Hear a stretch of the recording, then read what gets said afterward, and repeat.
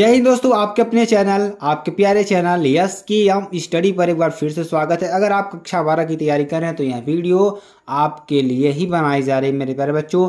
और आपको इस तरीके से हम इसमें बताएंगे कि आपको सारी चीज़ें क्लियर हो जाएंगी और सारी चीज़ों को आपको पढ़ना अच्छी तरीके से आ जाएगा। तो मेरे प्यारे बच्चों, आपको बस हमारे साथ जुड़े रहना है, अच्छी तरीके से तैयारी करते रहना है, क्योंकि यह इस वीडियो में हम आप बताने वाले हैं आपको चैप्टर फर्स्ट के साथ साथ कुछ जो अन्य मोस्ट इंपोर्टेंट जो रासायनिक विज्ञान के आप क्वेश्चन हैं जो आपके 2023 बोर्ड में आने वाले हैं उन क्वेश्चंस की बात करने वाले हैं। तो कक्षा 12 रसायन विज्ञान की बात करेंगे, चैप्टर फर्स्ट के मोस्ट इंपोर्टेंट क्वेश्चन और अन्य मोस्ट इंपोर्टेंट क्वेश्चंस की बात करेंगे। और आपकी पीडीएफ की बात करें, पीडीएफ भी आपको मिल जाएगी SKM-StudyClasses.com वेबसाइट और SKM-Study जो ऑफिशियल टेलीग्राम चैनल है वहां पर भी आपको मिल जाएगी। ठीक, तो यहाँ से जो आपका प्रश्न आने वाला 95% प्रश्न आपको यहाँ से फंसने वाले हैं और बस आपको हमारे साथ जुड़े रहना है। चलिए प्रश्न को स्टार्ट करते हैं। प्रश्न क्या है हमारे? पहला प्रश्न देखिए, बहुत ही सिंपल सा प्रश्न, बहुत ही ट्रेंडिंग का प्रश्न है। ये आपके बोर्ड एग्जाम में बहुत बार आया हुआ प्रश्न है। प्लास्टिक क्या होता है? आखिरकार प्लास्टिक होती क्या है, इसके बारे में आपको हमें बताना है।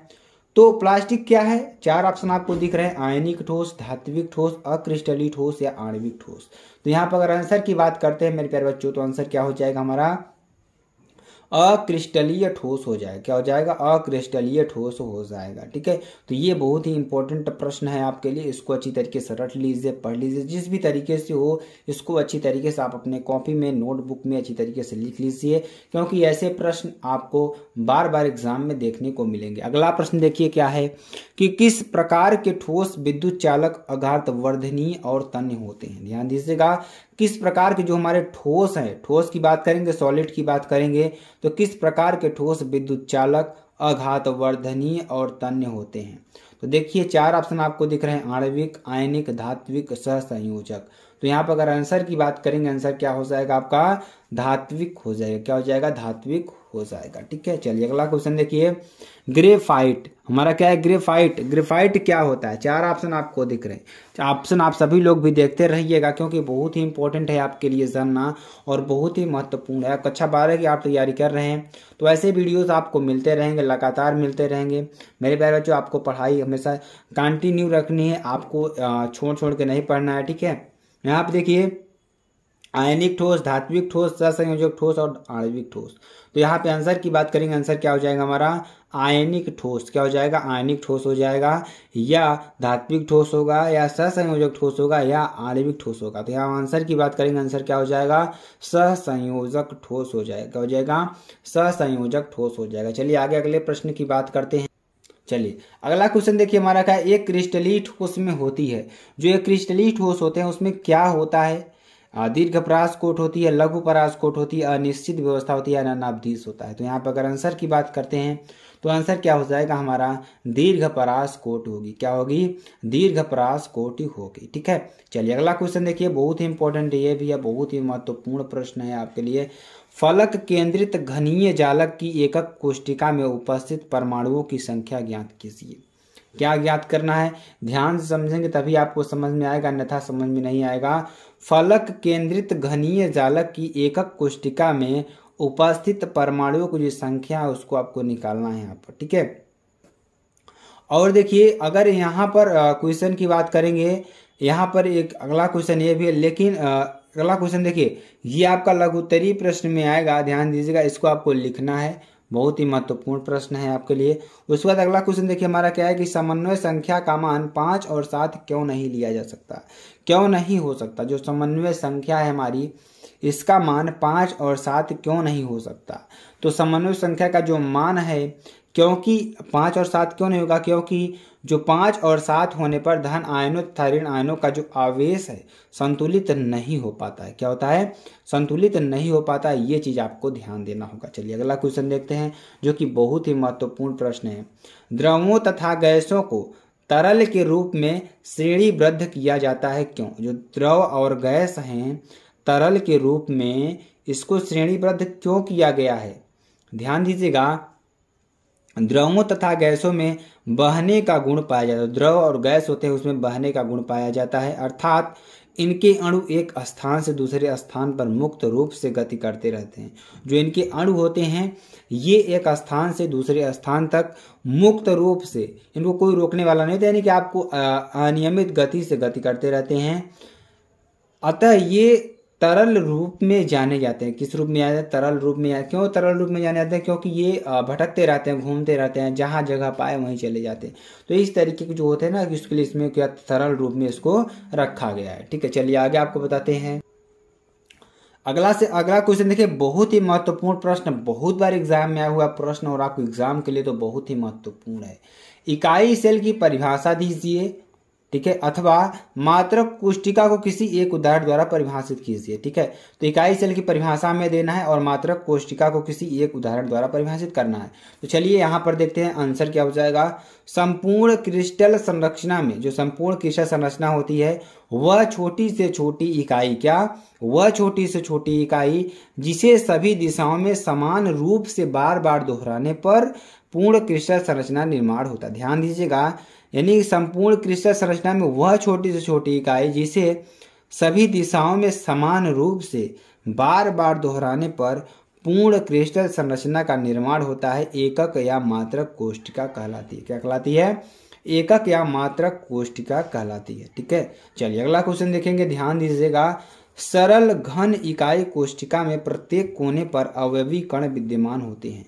जो हमारे सरल इकाई घन कोष्टिका के प्रत्येक कोने पर अगर हम बात करेंगे तो हमारे क्या होगा यहाँ पर, तो वहाँ पर जो हमारे कण होंगे प्रत्येक कोने पर अवयवी कण हमारे क्या होते हैं? विद्यमान होते हैं। तो सरल इकाई कोष्टिका की बात करेंगे, यहाँ पर आप सभी देख रहे हैं, अच्छी तरीके से आपको समझ में आ जाएगा। चलिए आगे आपको बताते हैं। अगला क्वेश्चन देखिए, हाइड्रोजन आबंधित आणविक ठोसों के कोई दो उदाहरण दीजिए। तो वैसे क्या हो गया हमारा, बर्फ हो जाएगा और जो सॉलिड में आता है NH3 जो सॉलिड में आता है, ये हमारी दो एग्जाम्पल हो जाएंगे। ठीक है, चलिए अगला क्वेश्चन देखिए। पुराने मकान की खिड़कियों के शीशे नीचे से मोटे तथा दूधिया हो जाती हैं, क्यों? जो पुराने आप मकान के शीशे देखेंगे, जब बहुत ज़्यादा पुराने मकान है, अगर उसमें शीशे बचे होंगे, अगर आप उसमें देखेंगे तो आप देखेंगे कि जो शीशे होंगे वो नीचे की ओर जो मोटे हो जाएंगे और थोड़ा दूधिया कलर के हो जाते हैं। तो ऐसा क्यों होता है, इसके बारे में हम आपको डिटेल में बताने वाले हैं। तो देखिए, जो पुराने मकानों में जो लगी खिड़कियों के शीशे होते हैं वो दूधिया हो जाते हैं, क्योंकि कांच एक छद्म ठोस है। छद्म ठोस मतलब किसमें बहने का भी गुण पाया जाता है, आपको हम बता दें। ठीक है, तथा गुरुत्व के प्रभाव में मंद गति से नीचे की ओर बहने लगता है। यानी कि जब गुरुत्वाकर्षण बल कोई लगातार, देखिए कोई भी चीज अगर ऊपर रखी तो ऊपर लगातार क्या होता है, गुरुत्वाकर्षण बल आप अपनी ओर खींचने का प्रयास करता है। तो उससे क्या होता है कि जो कांच के अणु है धीरे धीरे क्या कर देते हैं, मंद गति से नीचे की ओर खिसकने लगते हैं। तो क्या होता है कि वो नीचे की ओर दूधिया और मोटे हो जाते हैं। बहुत पुराने शीशों में देखने को मिलेगा, आपको 1-2 साल में फर्क नहीं दिखेगा। आपको अगर बात करें तो 15, 20, 30 साल भी में आपको यह दिखाई देने दिखे। ठीक है, एक फिनोमेना आपको दिखाई पड़ेगा। चलिए अगला क्वेश्चन देखिए। अक्रिस्टलीय ठोस को परिभाषित कीजिए था, इसके दो उदाहरण दीजिए। तो अक्रिस्टलीय ठोस क्या होता है, तो वे ठोस जिनमें अवयवी कणों की कोई निश्चित एवं नियमित व्यवस्था नहीं होती है।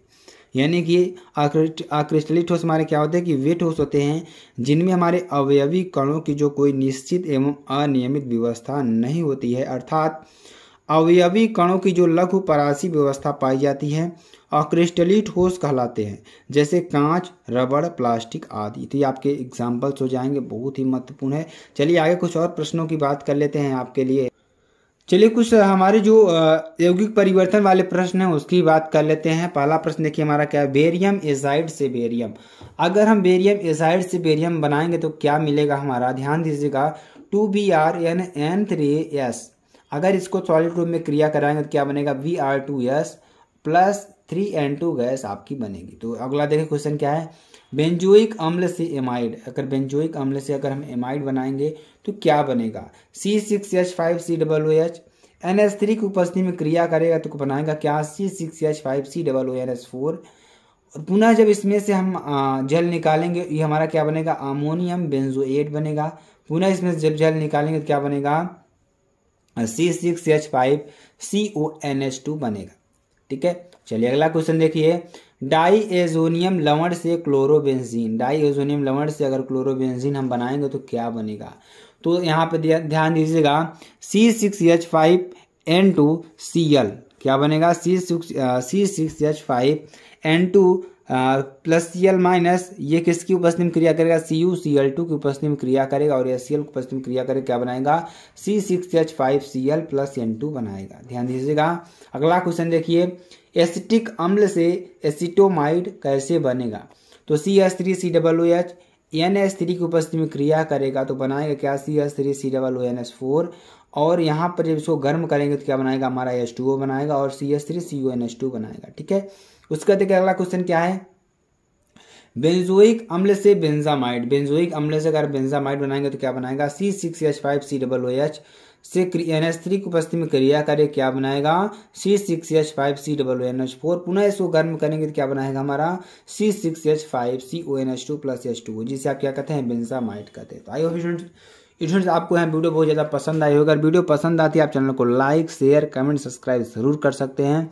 साथ ही साथ आप इसकी पीडीएफ भी प्राप्त कर सकते हैं। पीडीएफ कहाँ मिलेगी आपको, skmclasses.com वेबसाइट और SKM स्टडी के टेलीग्राम चैनल पे। तो मेरे प्यारे बच्चों, अगर आपको वीडियो पसंद आती है आप चैनल को लाइक शेयर कमेंट सब्सक्राइब जरूर करिएगा। फिर मिलते हैं नेक्स्ट वीडियो में नए टॉपिक के साथ। तक के लिए जय हिंद।